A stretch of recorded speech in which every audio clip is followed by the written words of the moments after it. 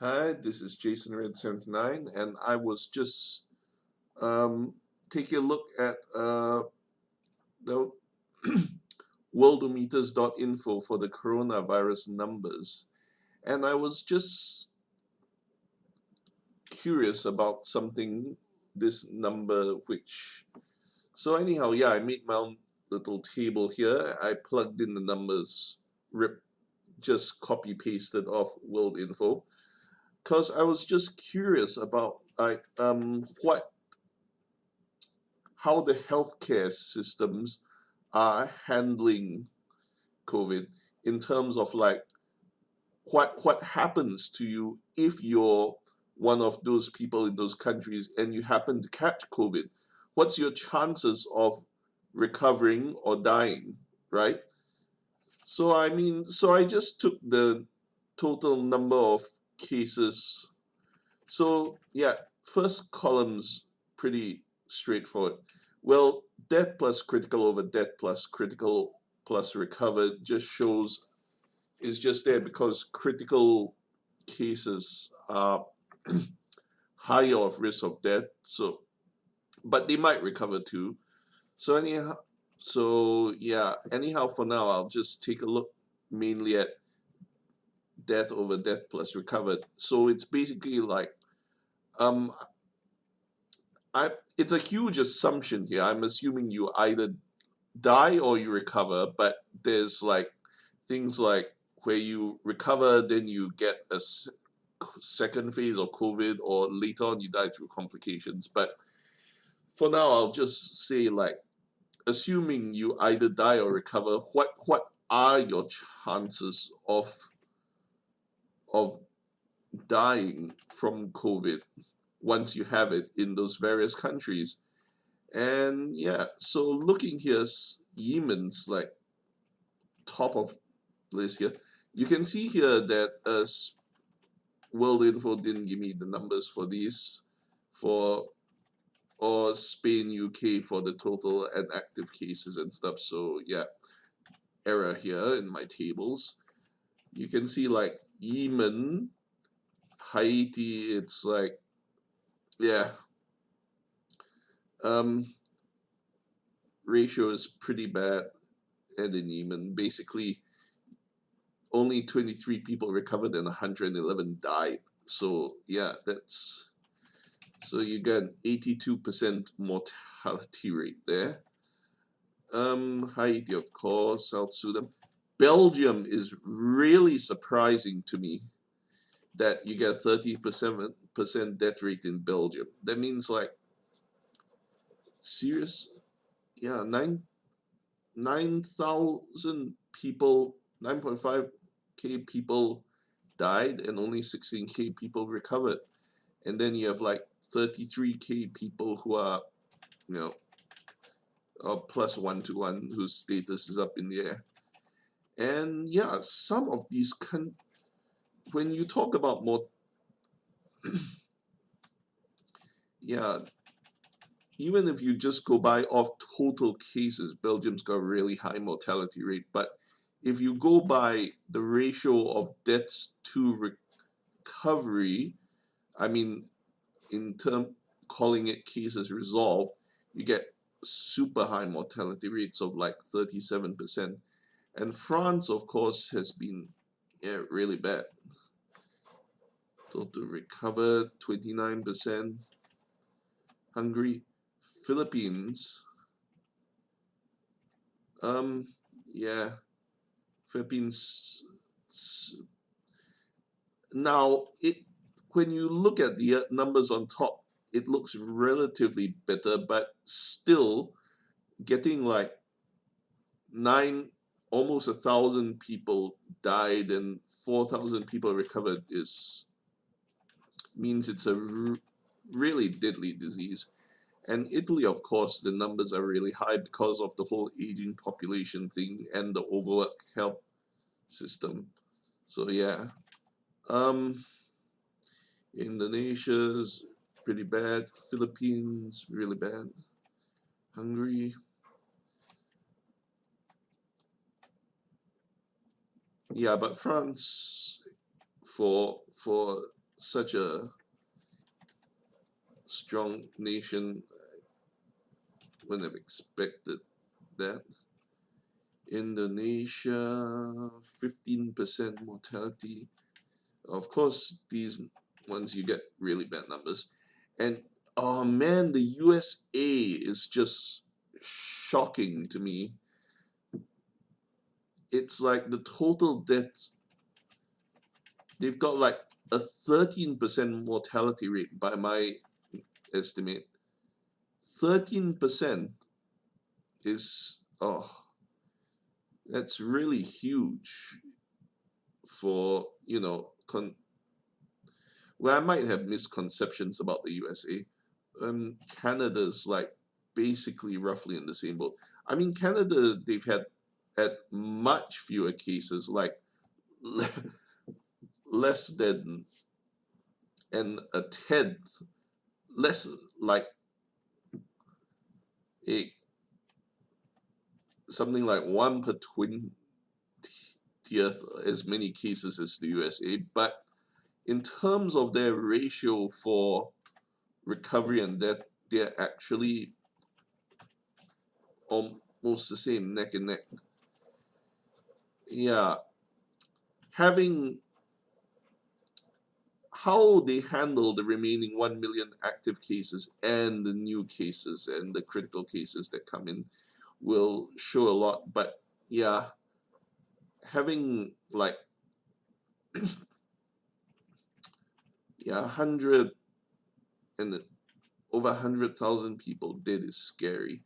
They've basically got 1/4 of the world's mortality.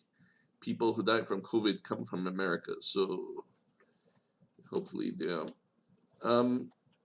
these numbers are all pretty low. Egypt is yeah, not so good. Yeah, Brazil, these, of course, Brazil being Brazil,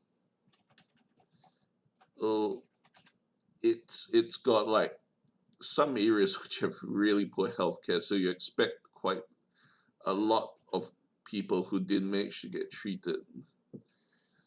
Scrolling up. Yeah, the thing is, once statistic-wise, once you get a too small population sample, the numbers aren't very meaningful. So I'm just gonna scroll past a lot of these. 8%, Romania, Poland, thousands, Colombia.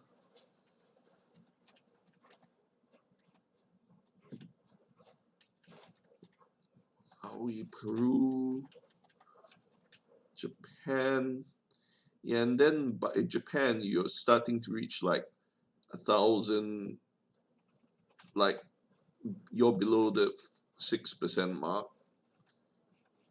Pakistan, I'm Pakistan did surprisingly well. I mean, they did better than China actually, which surprised me. I mean, of course, China has resolved all but 67 cases, which is amazing. But for now, oh, I mean, yeah.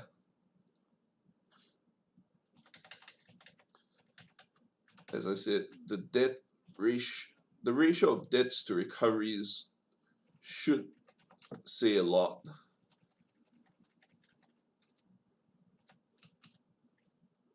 But from what I can see, yeah, if you, the one countries who got less than 5% for this ratio are already in out countries which basically they're like almost 100 countries which like had over 5% and mortality rate so far.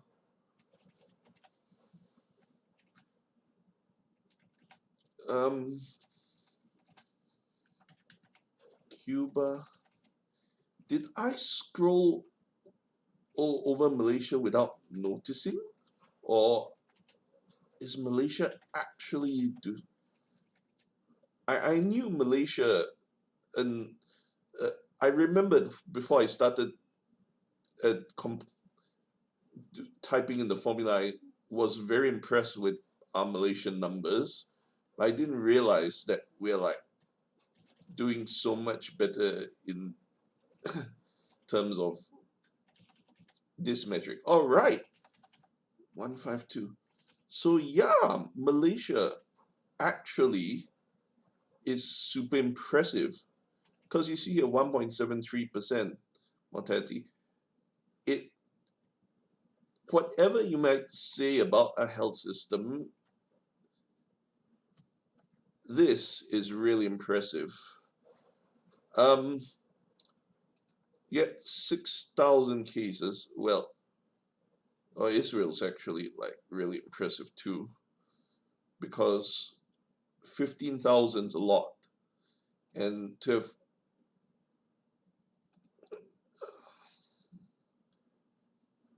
well, yeah, I mean the ratio is the same, but yeah, generally it's like for Malaysia, uh, that means that for like by this sort of region, this around this sort of area, you basically means that the people who get COVID, unless you're like really sick in the first place, or you're like old, or you're in poor health to start with, you've got like a really good chance of recovery and like not dying compared to like, Haiti, Yemen, and things like that. I have to say, a really shout out to the Malaysian and healthcare workers. That is super impressive. Um, you managed to. We've only, in fact, we've almost got like ours. We're more than past the halfway mark because we've got like, yeah, only 1,000 in active cases, 5 serious critical.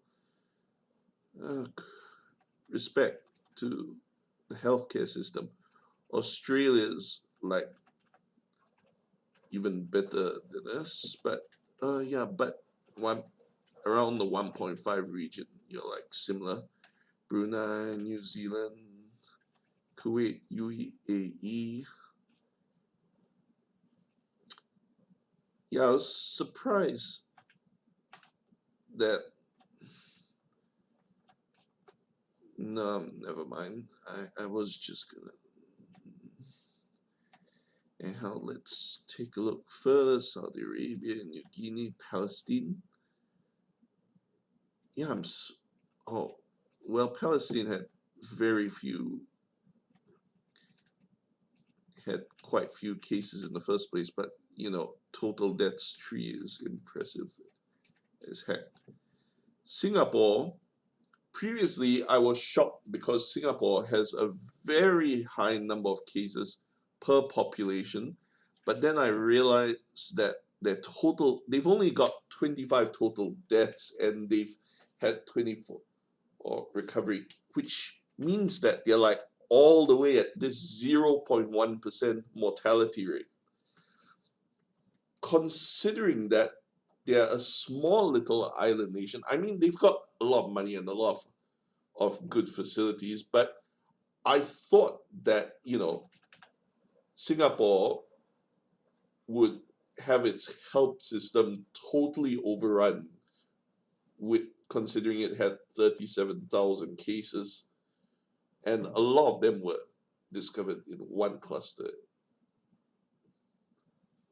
So yeah, um, these people are machines.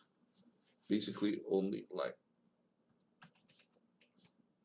you get 99.9% chance of recovery if you're in Singapore.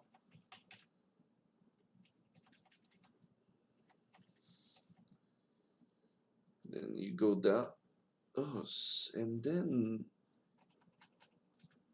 in fact, Singapore has the best ratio at 0.1%. Every other country, Uganda, well, yeah. Um,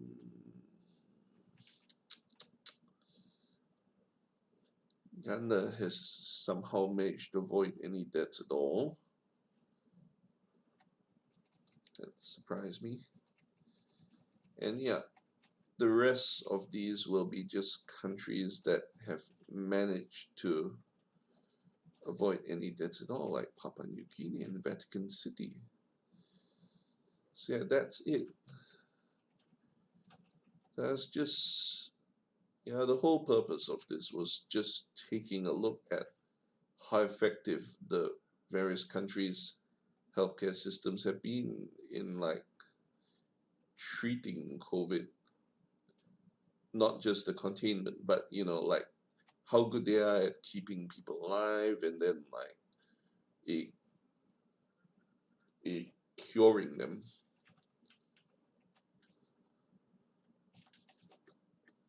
This is Jason Red 79 signing out. Goodbye.